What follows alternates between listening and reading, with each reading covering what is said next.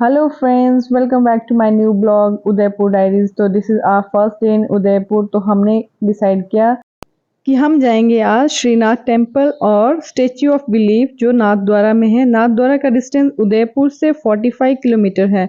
तो फ्रेंड्स मैं आपको बता दूं कि statue of belief is a Shiva statue, जहाँ पे भगवान भोलेनाथ की सबसे बड़ी प्रतिमा, मूर्ति, स्टेच्यू, आप कुछ भी कह सकते हैं। इसको 20 किलोमीटर की रेडियस से आप इसको देख सकते हैं, बट हमें भगवान भोलेनाथ 10 किलोमीटर के डिस्टेंस से दिखे थे। शायद पहाड़ी या बिल्डिंग्स की वजह से हम इसको देख नहीं पाए। देख सकते हैं कि इस रोड के बिल्कुल सामने हमें भगवान भोलेनाथ का स्टेच्यू बिल्कुल साफ दिख रहा है। बट हम यहाँ जाने से पहले गए श्रीनाथ टेम्पल। श्रीनाथ टेम्पल बिल्कुल इसके पास ही है। तो स्टेच्यू ऑफ बिलीफ जाने से पहले हमने किए श्रीनाथ जी के दर्शन। बट श्रीनाथ टेम्पल में कैमरा और फोटोग्राफी अलाउड नहीं थी, इसलिए हमने वहां पे कोई भी क्लिप्स नहीं ली। तो भगवान के दर्शन किए और उसके बाद हम सीधे पहुंच गए स्टेच्यू ऑफ बिलीफ में। वहां पहुंचने के बाद हमने ली टिकट। टिकट का प्राइस था 400 पर पर्सन, बट बच्चों के लिए वो हाफ थी 200 रुपीज के लिए। अगर आपको शिव जी के ऊपर जलाभिषेक करना है तो आपको टिकट के लिए 1500 चार्ज करना पड़ता है। इसके बाद उन्होंने हमें बैंड दिए जो हमने अपने हाथ में टाई किए। उसके बाद this is the main entrance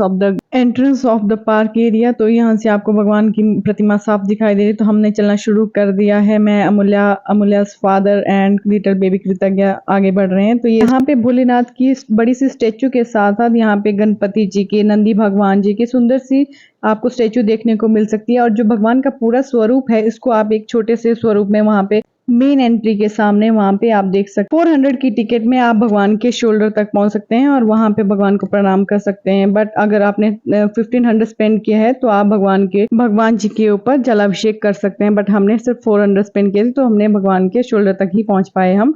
तो ये है जो फ्रंट व्यू है भगवान की स्टेच्यू का। ये जो पूरा स्टेच्यू है उसका एक छोटा सा वर्जन यहाँ पे रखा है। Amulya father is waiting for me, और मैं यहाँ पे थोड़ा सा क्लिप्स ले रही थी। उसके बाद हम चले गए अंदर, हमने एंट्री ली। स्टेच्यू के अंदर आपको एंटर होने से पहले बहुत बार आपकी सिक्योरिटी चेक होगा, आपको इंस्ट्रक्शन दी जाएंगी और ऊपर जाने के लिए आप यहाँ से लिफ्ट का यूज कर सकते हैं। बट उससे पहले आपको वेटिंग एरिया में बैठना पड़ेगा। वेटिंग एरिया काफी बड़ा है, तो बहुत स्टेप करके आप अंदर भेजेंगे, आपको एकदम अंदर नहीं भेजते हैं। तो हम भी अपने बच्चों के साथ वेटिंग एरिया में वेट करना शुरू कर दिया। बच्चा छोटा बेबी सो रहा था, तब तक अमूल्या खेल रही थी। बट थोड़ी देर में बेबी भी जाग जाता है, तो हमने बहुत मस्ती की। काफी देर लग जाती है, बट एसी और अच्छा एम्बियंस था तो हमें यहाँ पे फील नहीं हुआ कि हम वेट कर रहे हैं। तो ये आगे बढ़ गए। आगे भी सेम इधर उधर बेंचेस लगे हैं, आप उसमें बैठ सकते हैं और अपना वेट कर सकते हैं अपनी टर्न का। यहाँ पे वेटिंग एरिया में डिस्प्ले चल रहा था, जहाँ पे आपको स्टेच्यू और स्टेच्यू के आसपास के जो व्यूज हैं उनके बारे में बता रहे थे। तो यहाँ पे हम बैठे हैं, अपना टर्न का वेट कर रहे थे, बच्चों के साथ मस्ती कर रहे थे। तो छोटे बेबी ने पापा के हेयर स्कूल करना शुरू कर दिया।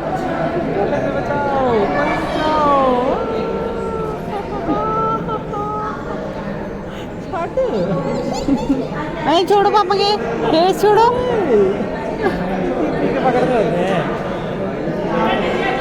बेबी से मुश्किल से मैंने पापा को रेस्क्यू किया। इसके बाद यहाँ पे कुछ पोजेस देने के बाद हमारी टर्न आ गई है और सामने हमें लिफ्ट के लिए बुला लिया। हम लिफ्ट की तरफ जाना शुरू कर दिया। लिफ्ट वाले भैया भी काफ़ी इंस्ट्रक्शन देते हैं कि हम कौन सी हाइट पे जा रहे हैं। 2-3 मिनट की लिफ्ट की जर्नी के बाद हम पहुंच गए हैं अपनी डेस्टिनी की तरफ। तो यहाँ से मैंने एक बार नीचे देखने की कोशिश की, पर मुझे लगा कि यहाँ तो इंसान गिरने से बेशक मरे ना मरे, डरने से बेशक मर जाएगा।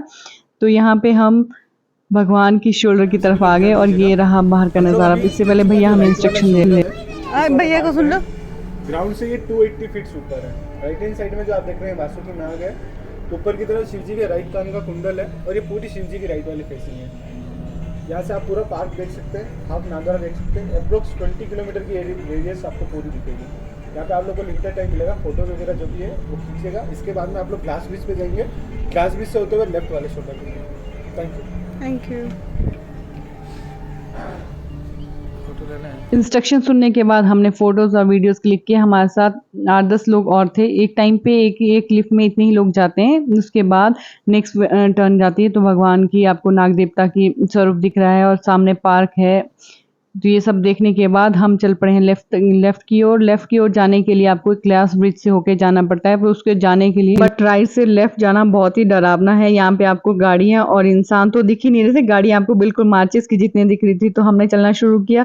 जो ग्लास ब्रिज में ग्लास यूज हुआ उसकी थिकनेस 24 mm थी। तो हम इस पे चल रहे थे। एक टाइम पे एक स्टेप पे एक ही इंसान जा सकता था।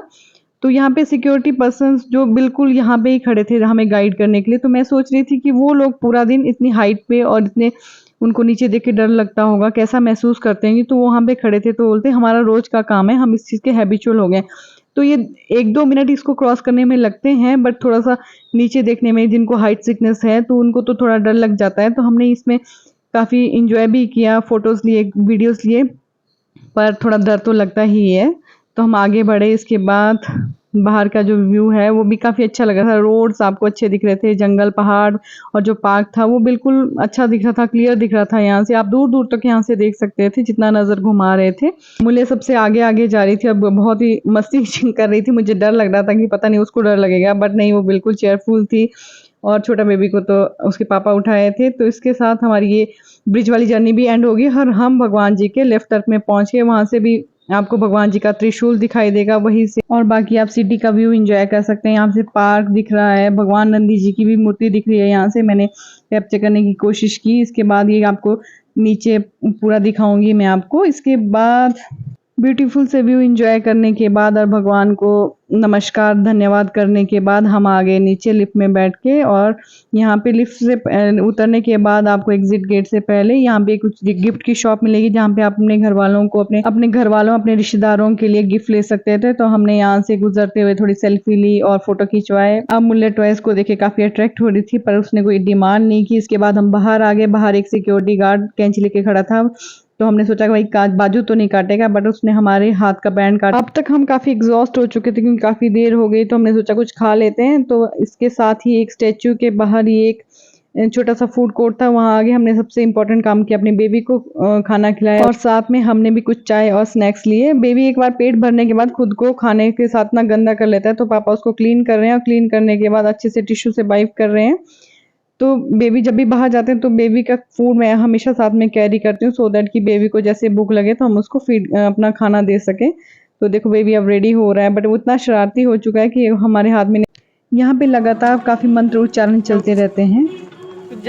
भगवान भोलेनाथ के स्टेच्यू के बिल्कुल सामने है नंदी जी का स्टेच्यू। यहाँ पे आपको देख के ऐसा लगेगा कि नंदी जी बिल्कुल भगवान को एकटक निहार रहे हैं। आप साइड से देख सकते हैं कि साक्षात नंदी जी का स्वरूप यहाँ पे अवतरित हो गया हो। इसके बाद हमने यहाँ पे सेल्फीज फोटोज लेने के बाद हम चले गए संगम हॉल की तरफ, जो बिल्कुल एग्जैक्ट भगवान भोलेनाथ और नंदी जी की प्रतिमा के नीचे है। जहाँ संगम हॉल में रात को 8 बजे के बाद एक लाइट एंड साउंड शो होता है। उसके साथ यहाँ पे काफ़ी स्पोर्ट्स एक्टिविटीज़ हो रही थी, जिप लाइनिंग, बंजी जंपिंग और भी बहुत कुछ, बट हमने ये सब नहीं किया क्योंकि हम बेबी को एग्जॉस्ट नहीं करना चाहते थे। तो हमने एक बार मैं आपको संगम हॉल से चारों तरफ का व्यू दिखा देती हूँ। सामने आपको भोलेनाथ दिखेंगे और उसके दोनों तरफ पार्क है। यहाँ पे एक साइड में वैक्स म्यूजियम भी है, बट हम नहीं गए वहाँ पे भी। तो फिर से हमें काफ़ी देर हो गई थी घूमते घूमते, तो हमने फिर से ब्रेक लेने की सोची और ब्रेक के साथ हमने आइसक्रीम का एंजॉय किया। और छोटी सी ब्रेक लेने के बाद और थोड़ा रेस्ट और रिलैक्स करने के बाद हम वापस आ रहे थे, तो अचानक अमूल्य को दिख गया एक भूल भुलैया पार्क, जहाँ पे काफ़ी लोग पहले ही इंजॉय कर रहे थे। तो अमूल्य ने डिमांड की कि उसको भी भूल भुलैया पार्क में जाना है। भूल भुलैया पार्क में अमूल्य ने काफ़ी मस्ती की और वहाँ से बाहर आ गई, बट मैं थोड़ी देर के लिए फंस गई थी, पर अमूल्य मुझे बाहर ले आई। रास्ते में हम वापस आ रहे हैं तो अमूल्य बेबी को झूला झुलाने के लिए कह रही थी, तो मैंने उसको हल्के से धीरे से पकड़ के उसको झूला दिलाया और बेबी काफ़ी खुश होता है इन सब चीज़ों से। इसके बाद हमने भगवान भोलेनाथ को थैंक यू कहा और अपने फार्म हाउस की तरफ आ गए। आपको मेरी ब्लॉगिंग की ये कोशिश अच्छी लगी हो तो प्लीज़ कमेंट करें और सब्सक्राइब करें और अपने दोस्तों के साथ शेयर ज़रूर करेंगे। मैं आपको मिलूंगी उदयपुर डायरीज के नेक्स्ट ब्लॉग में। तब तक stay connected, like share and subscribe. Thank you, bye bye, see you in the next blog.